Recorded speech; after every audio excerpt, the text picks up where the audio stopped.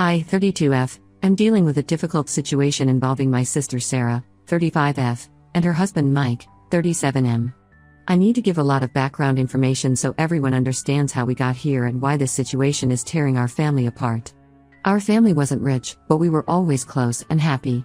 Mom was a kindergarten teacher who loved her job and spent her evenings baking cookies and helping us with homework. Dad worked as an engineer at the same company for 35 years. Sarah and I grew up sharing everything: clothes, secrets, and dreams. She was my best friend, not just my sister. Everything changed when Mom got diagnosed with aggressive cancer 5 years ago. She fought hard for 8 months but passed away when I was 25 and Sarah was 28. Dad was completely broken. They had been high school sweethearts and married for 40 years. He stopped eating properly, barely left the house, and threw himself into work to avoid dealing with his grief. Sarah and I tried everything to help him. We took turns staying at his house, made sure he ate regular meals, and tried to get him to join social groups for seniors at the local community center. I even moved closer to his neighborhood to help more. For 2 years, our weekends were spent caring for Dad and sorting through Mom's things, though he wouldn't let us touch her jewelry box. It contained her wedding ring, grandmother's pearls, and other family heirlooms that meant the world to him. About 2 years after Mom's death, Sarah met Mike at her workplace. She was working as an office manager at a financial advisory firm where Mike was a senior advisor. He seemed perfect at first, successful, charming, and appeared genuinely interested in our family stories. He would bring coffee to the office for Sarah every morning and send flowers to her desk every Friday. Dad liked that Mike would watch sports with him and talk about investments.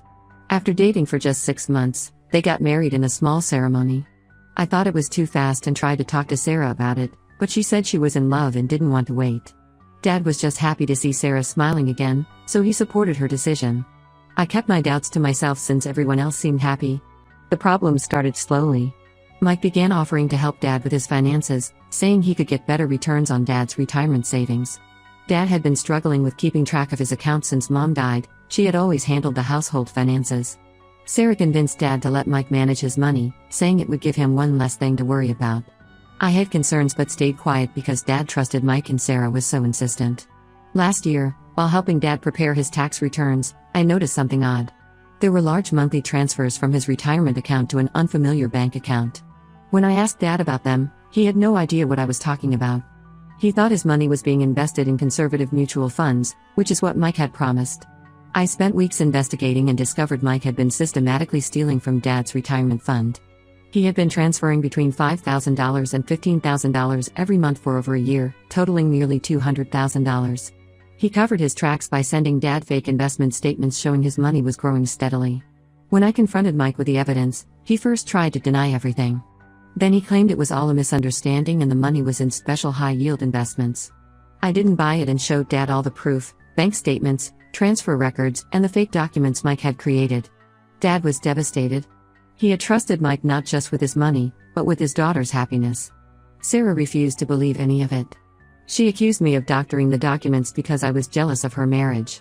She said I had always been competitive with her and couldn't stand to see her happy. This hurt more than anything. We had always been so close. Dad wanted to press criminal charges, but Sarah begged him not to. She cried for hours, saying it would destroy their marriage and her career at the firm if people found out. Dad eventually agreed not to go to the police, but he cut off all contact with Mike and told Sarah she could only visit alone. Things got even worse 3 months ago. Dad called me in tears one morning. He had finally decided to look through Mom's jewelry box, thinking about giving me her wedding ring since I had just gotten engaged. The box was empty.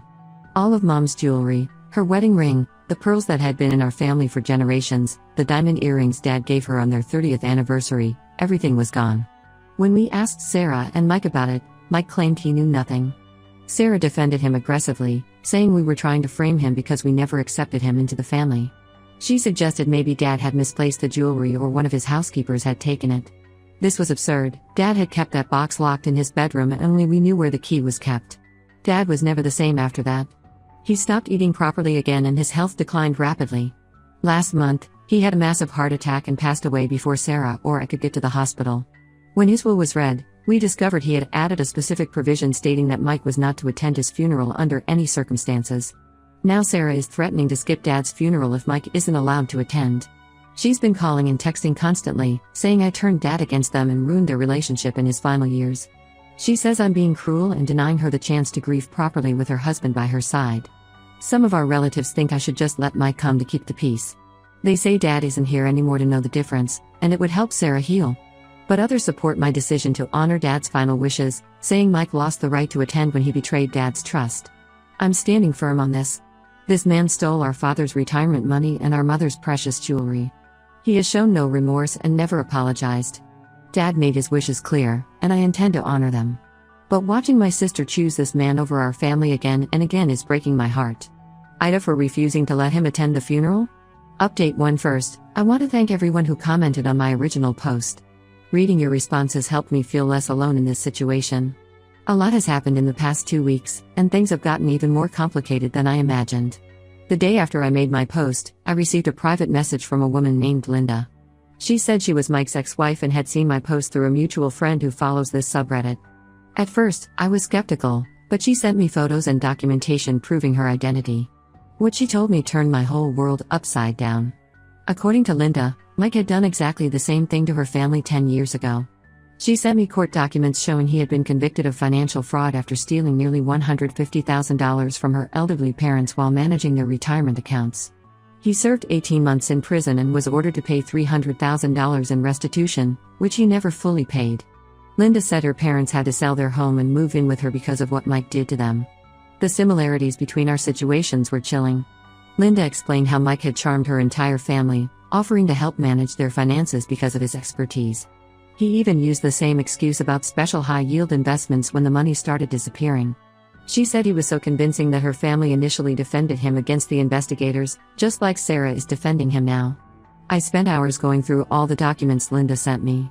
There were police reports, court transcripts, and victim impact statements from her parents. Mike had legally changed his middle name after getting out of prison, which is why his criminal record hadn't shown up when he applied for his current job. Linda also told me he had done this to at least 2 other families before hers, but those cases were settled out of court with non-disclosure agreements. I knew I had to tell Sarah everything. I drove to her house early the next morning with copies of all the documents. When I arrived, Sarah was alone. Mike was apparently at an early meeting with clients.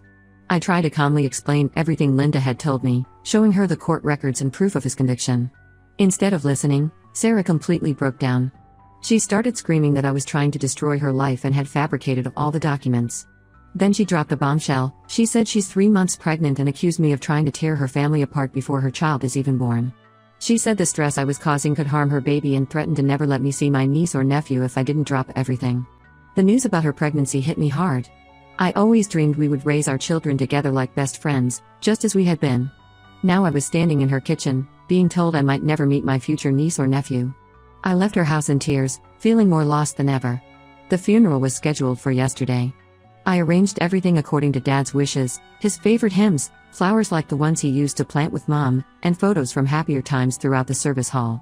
I specifically instructed the funeral home staff not to allow Mike inside, showing them his photo. Sarah did show up, but she wasn't alone. Mike was with her, wearing a dark suit and carrying a wreath of flowers. When I tried to stop him at the door, Sarah started screaming hysterically about how I was keeping her child from saying goodbye to their grandfather. She was causing such a scene that people began coming out of the service to see what was happening. Our Uncle James and 2 of our cousins had to physically escort them out while Sarah screamed about how I would regret this. Several elderly relatives were visibly shaken by the confrontation. This was exactly what Dad wouldn't have wanted, his funeral turning into a spectacle. I somehow got through the service, but I couldn't stop thinking about how our family has fallen apart. After the funeral, things got even worse. Dad's lawyer, Mr. Peterson, called me with disturbing news. He said there had been suspicious activity on Dad's accounts just hours after he passed away, before the death certificate was even issued. Someone had attempted to transfer all the remaining money, nearly $400,000, to an offshore account. Thankfully, the bank's fraud department flagged the transactions as suspicious and blocked them. Mr. Peterson told me the bank's investigation traced the transfer attempts to an IP address matching Mike's home computer. They also found evidence that someone had tried to access Dad's online banking using his credentials multiple times in the hours after his death. The bank has frozen all the accounts pending a formal investigation. I'm now working with Mr. Peterson to file criminal charges against Mike. We have the evidence from the blocked transfers, plus everything Linda sent me about his previous conviction. The lawyer says this time Mike could face serious prison time since he's a repeat offender. Sarah keeps calling and texting, alternating between threats and pleas. She says if I go through with pressing charges, she'll make sure I never meet her child. She claims Mike is the victim of identity theft and someone is trying to frame him. She even suggested that maybe Linda is working with me to extort money from them. I'm heartbroken but feel I have to do this for Dad. He spent his final years worried about money because of Mike, and now Mike tried to steal what little was left right after Dad died. I can't let him get away with it again. But the thought of losing my sister and never meeting my niece or nephew is tearing me apart. The worst part is that Mom's jewelry is still missing. Dad died never knowing what happened to the ring he gave her on their wedding day. I keep thinking about how he asked me every few days if we had found it yet. I won't give up until I get justice for both our parents, even if it means losing my sister in the process. More updates will follow as things develop with the legal case. Update 2: The investigation into Mike has uncovered far more than any of us expected, and everything has spiraled into a complete nightmare. I need to share what's happened because it still feels surreal. 2 weeks ago, the police executed a search warrant at Mike's office. They had been building a case based on the evidence from Dad's accounts and the information about his previous conviction. What they found was staggering. Mike hadn't just been stealing from our family, he had been running an elaborate scheme targeting elderly clients through his financial advisory business. The police found dozens of files with altered financial statements, similar to the fake ones he had been sending Dad. They also discovered a hidden safe in his desk that contained jewelry, including our mom's missing pieces. Her wedding ring, the pearl necklace, and the diamond earrings were all there, along with jewelry belonging to other victims. The detective told me they found pieces reported stolen from at least 8 other families. When they showed me Mom's jewelry, I broke down completely.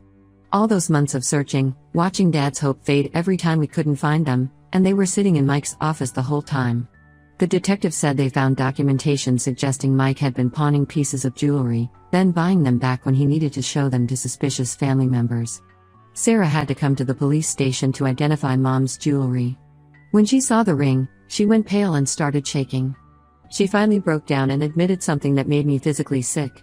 Mike had given her Mom's wedding ring months ago, claiming he had found it while helping Dad organize some boxes. She had been wearing it all this time, knowing how desperately we had been searching for it.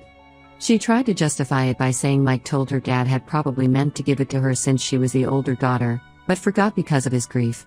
She said she convinced herself it was true because she wanted so badly to have a piece of Mom with her. I couldn't even look at her after this confession. But the biggest revelation came when the detective asked to speak with us privately. They had discovered Mike has another family, a wife and 3 kids in Michigan. He never actually divorced Linda, making his marriage to Sarah completely invalid. He had been living a double life, spending alternate weeks on business trips with each family. Sarah collapsed when she heard this. Everything she believed about her life for the past 5 years had been a lie. She confessed that she had lied about being pregnant, she had faked the pregnancy test to try to protect Mike and make me feel guilty about pressing charges. She thought if I believed she was having his baby, I would back off the investigation. The police investigation revealed a pattern going back even further than Linda had known. Before he went to prison the first time, Mike had pulled similar scams in 2 other states under different names. He would target wealthy elderly clients through his financial advisory work, gain their trust, and then either marry into their families or become close enough to be given power of attorney over their accounts. Sarah has moved in with our aunt temporarily. She's a mess, alternating between crying over Mike's betrayal and being angry at herself for not seeing through his lies. She finally showed me years of credit card statements revealing Mike had been spending thousands of dollars every month on luxury items and trips she knew nothing about.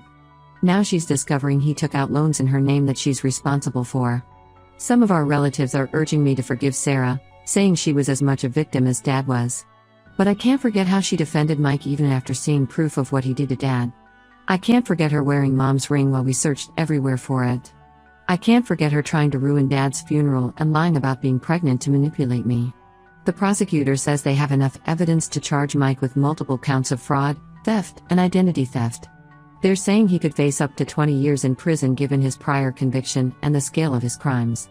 They've also found evidence suggesting he has hidden money in offshore accounts, and they're working with federal authorities to trace it. Sarah is talking about cooperating with the prosecutors to testify against Mike. Her attorney says it might help her avoid liability for any of the fraudulent loans Mike took out in her name. She keeps trying to apologize to me, sending long texts about how sorry she is and how she wishes she could go back and change everything. I haven't responded to any of her messages. Maybe I'm being too hard on her, But every time I think about forgiving her, I remember Dad dying without ever seeing Mom's ring again, and my heart hardens. I'll post another update when there's news about the criminal case. Update 3: The situation with Mike and Sarah has finally reached its conclusion, though not in the way any of us could have predicted. Mike was arrested last week after trying to flee the country. The police caught him at the airport with fake passports and nearly $50,000 in cash. The investigation that started with Dad's stolen money uncovered a massive criminal enterprise. Over the past 15 years, Mike had defrauded at least 12 elderly victims across 4 states, stealing an estimated $3.5 million total. The prosecutor says he was running a sophisticated Ponzi scheme, using money stolen from new victims to pay back small amounts to previous victims who got suspicious. They found evidence that he has 2 other wives besides Sarah and Linda. Each of these women believed they were his only wife, and each had unknowingly helped him gain access to their family's money. One of these women lost her entire inheritance after Mike convinced her to invest it in fake business ventures. Sarah finally broke down and told me everything. Mike had been manipulating her from the start. He researched our family before approaching her at work, specifically targeting her because Dad had recently lost Mom and would be vulnerable. He spent months gathering information about our family dynamics and Mom's death before making his move. The truth about Mom's jewelry was even worse than we thought. Mike had started stealing pieces one at a time shortly after marrying Sarah, replacing them with convincing fakes. He did this so gradually that Dad never noticed the difference when he would look at the jewelry box. The real pieces were sold off to fund Mike's lavish lifestyle and gambling addiction. Sarah is cooperating fully with the prosecution now. She discovered Mike had taken out over $200,000 in loans using her social security number and forged signatures. Her credit is ruined, and she's facing bankruptcy. The financial advisor firm fired her when they learned she had known about some of Mike's dealings with clients but kept quiet. She tried to apologize to me again last week. She showed up at my house crying, saying she knows she can never make up for what she did but wants to try. She said she defended Mike for so long because admitting he was a criminal meant admitting she had helped him destroy our family. She couldn't face that truth until it was too late. But I'm not ready to forgive her. She asked to move in with me while she gets back on her feet, saying she can't afford her apartment anymore. Some family members think I should help her since she's also a victim, but they didn't see Dad's face every time he opened that empty jewelry box. They didn't hear him cry at night when he thought no one was listening. The prosecutor says Mike will likely get 25 to 30 years in prison given the scale of his crimes and his previous conviction. They found evidence linking him to even more victims, and the investigation is still ongoing. Sarah will have to testify against him at trial, but she's been granted immunity in exchange for her cooperation. I've decided to go no contact with Sarah for now. I told her I need time to process everything that's happened.